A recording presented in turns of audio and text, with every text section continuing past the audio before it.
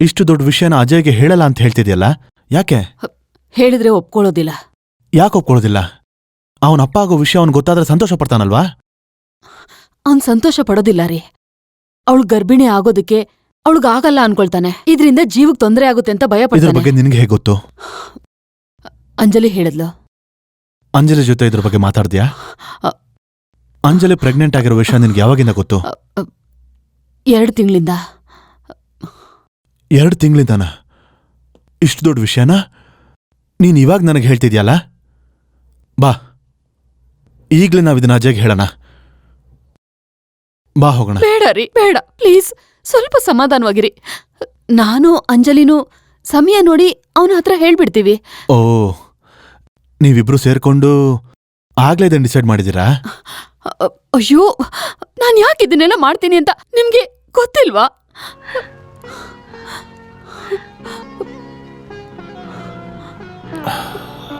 ಗೊತ್ತಾಗ್ತಿದೆ ರಾಜಿ, ಚೆನ್ನಾಗಿ ಗೊತ್ತಾಗ್ತಿದೆ.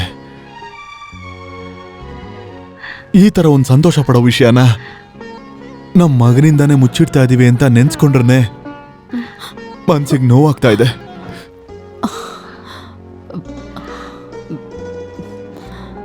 ಸಮಾಧಾನ ಮಾಡ್ಕೊಳ್ಳಿ.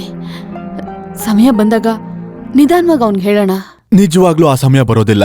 ನಾವು ಹೇಳೋದಕ್ ಮುಂಚೆನೆ ಅವನ್ಗೆ ವಿಷಯ ಗೊತ್ತಾಗ್ಬಿಡುತ್ತೆ. ತನ್ನ ಹೆಂಡತಿ ಗರ್ಭವತಿ ಅನ್ನೋ ವಿಷಯನ ಎಷ್ಟು ದಿನ ಅಂತ ಗಂಡನಿಂದ ಮುಚ್ಚಿಡಕ್ ಸಾಧ್ಯ? ಹೇಳು ರಾಜೆ, ಸಾಧ್ಯನಾ? Come on, tell me, is it possible? I don't know. ನನಗೆ ಗೊತ್ತಿಲ್ಲ. ಆದ್ರೆ ಒಂದಂತೂ ನಿಜ, ಈ ವಿಷಯದಲ್ಲಿ ಹೇಗ್ ನಡ್ಕೋಬೇಕು ಅಂತ ಅಂಜಲಿ ಗೊತ್ತಿದೆ.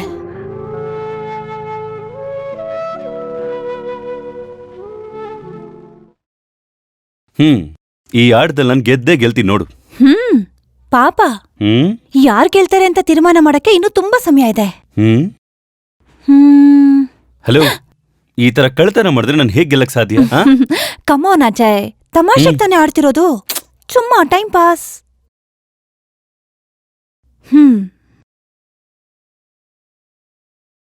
ಹೇ ನಿಲ್ಸು. ಬರ್ತಾ ಬರ್ತಾ ಆಯಿಲ್ ಐಟಮ್ ತುಂಬಾನೇ ತಿಂತಾ ಇದೀಯ ನೀನು. ತುಂಬಾನೇ ಡುಮುಕ್ ಆಗ್ತಾ ಇದೀಯಾ. ಹೊಟ್ಟೆ ಬೇರೆ ಬರ್ತಾ ಇದೆ. ಹೋಗೋ, ನಾನ್ ನಿನ್ ಜೊತೆ ಮಾತಾಡಲ್ಲ. ಎಲ್ಲಿಗೆ ಹೋಗ್ತಾ ಇದೀಯಾ? ಬಟ್ಟೆ ಬದಲಾಯಿಸಕ್ ಹೋಗ್ತಾ ಇದೀನಿ. ಅದಕ್ಕೆ ಹೊರಗೆ ಹೋಗ್ತಾ ಇದೀಯಾ? ನೀನ್ ನನ್ನ ಡುಮ್ಮಿ ಅಂತ ಹೇಳಿದ್ಯಲ್ಲ, ಇನ್ಮೇಲೆ ನಿನ್ ಮುಂದೆ ನಾನು ಬಟ್ಟೆ ಬದಲಾಯಿಸಲ್ಲ.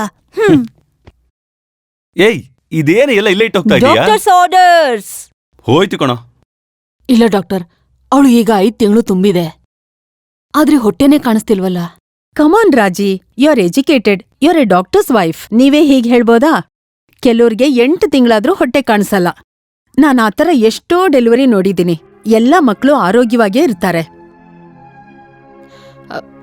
ಇಲ್ಲ, ಮತ್ತೆ ಭಯ ಪಡೋಂಥದ್ದೇನೂ ಇಲ್ಲ ಅಲ್ವಾ? ನೀವೇನೂ ಯೋಚನೆ ಮಾಡಬೇಡಿ, ರಿಲ್ಯಾಕ್ಸ್. ಹೊಟ್ಟೆ ಬರೋದಿಕ್ಕೂ ಮಗು ಆರೋಗ್ಯಕ್ಕೂ ಯಾವ ಸಂಬಂಧನೂ ಇಲ್ಲ. ಅಮ್ಮ, ಅಂಜಲಿ, ಅಮ್ಮ,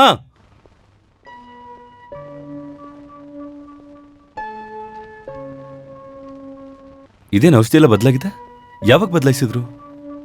ಅಮ್ಮ, ಅಂಜಲಿ, ಅಂಜಲಿ,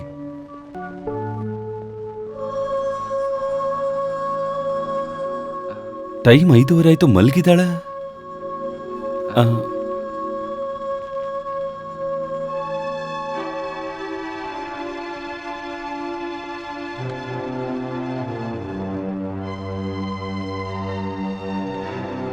ಅಪ್ಪ, ಅಮ್ಮ, ಏನಪ್ಪ ಇದು? ಅಂಜಲಿ ಔಷಧಿ ಎಲ್ಲ ಬದಲಾಗಿ ಹೋಗಿದೆ. ಅಂಜಲಿ ಯಾಕೆ ಈ ಟೈಮಲ್ಲಿ ಮಲಗಿದ್ದಾಳೆ? ಏನಪ್ಪ ಇದು? ನಿದ್ದೆ ಮಾಡೋದಕ್ಕೆಲ್ಲ ಟೆನ್ಷನ್ ಆದ್ರೆ ಹೇಗೆ?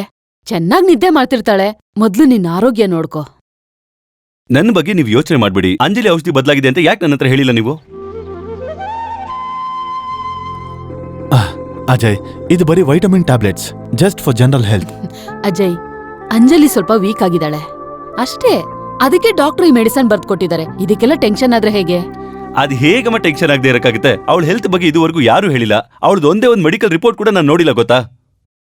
ಅಂಜಲಿ ಬಗ್ಗೆ ನೀನ್ ಚಿಂತೆ ಮಾಡ್ಬೇಡ. I am a doctor, you can trust my. ಅಮ್ಮ ಹೇಳೋ ಥರ ನೀನ್ ನಿನ್ನ ಹೆಲ್ತ್ನ ನೋಡ್ಕೋ. ಅಂಜಲಿ ಚೆನ್ನಾಗಿದ್ರೆ ನಾನು ಚೆನ್ನಾಗಿರ್ತೀನಪ್ಪ.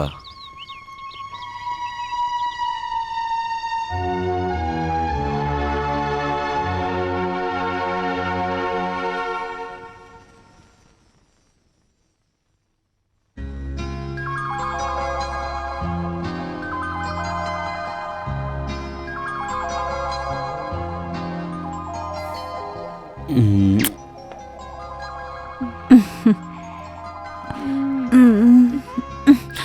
ಇಲ್ಲೂ ಯು ಹ್ಮ್.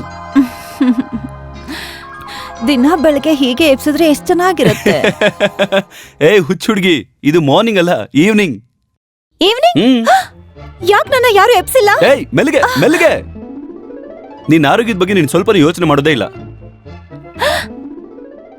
ನನಗ್ ಹುಷಾರಿಲ್ಲ ಅನ್ನೋದು ಮರ್ತೇ ಹೋಯ್ತು.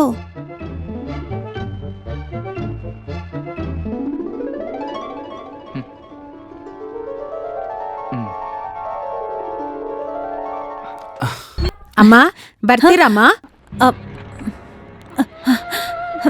ಹಾ ಬಂದೆ.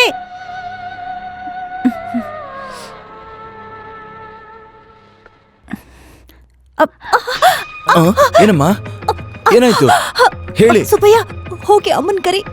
ಬಂದೆ.